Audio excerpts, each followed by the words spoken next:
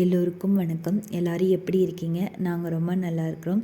இன்றைக்கி road side masala சுண்டல் எப்படி செய்கிறதுங்கிறத பார்க்கலாம். அப்படியே என்னோடய ஈவினிங் ரொட்டீனையும் பார்க்கலாம். ஃபஸ்ட்டு மசாலா சுண்டல் செய்கிறதுக்கு ஒரு குக்கரில் ஊற வச்ச பச்சை பட்டாணி, 3 மீடியம் சைஸ் உருளைக்கிழங்கு தோல் நீக்கி நான் வேக வைக்க விட்டுக்கிறேன். ஒரு 4 இல்லது 5 விசில் விட்டு எடுத்துக்கிறேன்.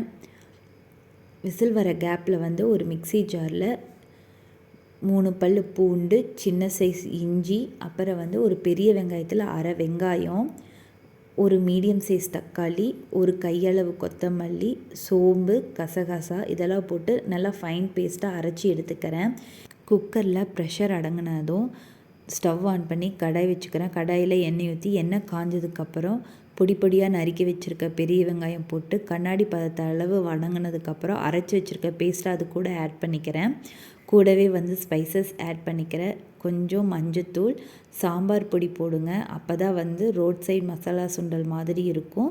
கூடவே கொஞ்சம் கரம் மசாலா, தேவையான அளவு உப்பு போட்டு நல்லா கிளறி விட்டுக்கோங்க. வேக வச்சுருக்க பச்சை பட்டாணியை அது கூட சேர்த்துக்கோங்க. தண்ணியோடு சேர்த்துக்கோங்க. கூடவே வேக வச்ச உருளைக்கிழங்க நல்லா மசிச்சு சேர்த்துக்கோங்க.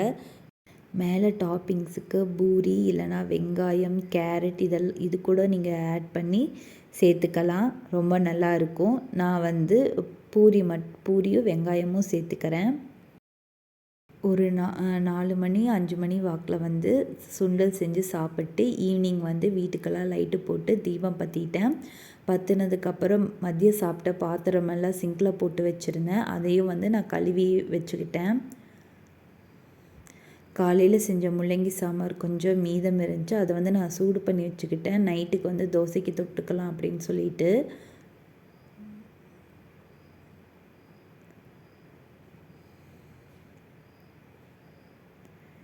எங்கள் ஊர் சந்தையில் அம்மா பாவக்காய் கொஞ்சம் அதிகமாக வாங்கியிருந்தாங்க. பாவக்காய் வத்தல் போடுறதுக்கு வத்தல் ரெடியானதோ அதை நான் ஒரு டப்பாவில் எடுத்து வச்சுக்கிறேன். ஒரு அடுப்பில் பாலை காய்ச்சிட்டு இன்னொரு அடுப்பில் என் பையனுக்கு மசாஜ் ஆயில் தீர்ந்துருச்சு. அதையும் நான் காய்ச்சி வச்சுக்கிட்டேன். அடுப்பு வேலையெல்லாம் ஓரளவு முடிஞ்சதும் ஃப்ரிட்ஜில் கீரை வாங்கியிருந்தோம் ஞாயிற்றுக்கிழமை சந்தையில். ஃப்ரிட்ஜில் வச்சதுனால சுத்தமாக மறந்துருச்சு பறித்து கடையிறதுக்கு. அன்னைக்கு ஃபுல்லாத்தையுமே 3 கட்டு வாங்கிட்டு வந்திருந்தான் என் தம்பி. 3 கட்டையுமே ஃபுல்லாக பறித்து வச்சுக்கிட்டேன் டிவி பார்த்துட்டே. அம்மா எனக்கு தோசை சுட்டு முள்ளங்கி சாம்பார் வச்சு கொடுத்தாங்க. சாப்பிட்டு மீதம் இருந்த கீரையை பறிச்சிட்டேன். கீரை பறிக்கிறதுக்கே ஒரு 1 hour கிட்டத்தட்ட ஆயிருந்துச்சு. இந்த வீடியோ எப்படி இருந்துச்சுங்கிறத கீழே கமெண்ட் பண்ணுங்கள். தேங்க்யூ.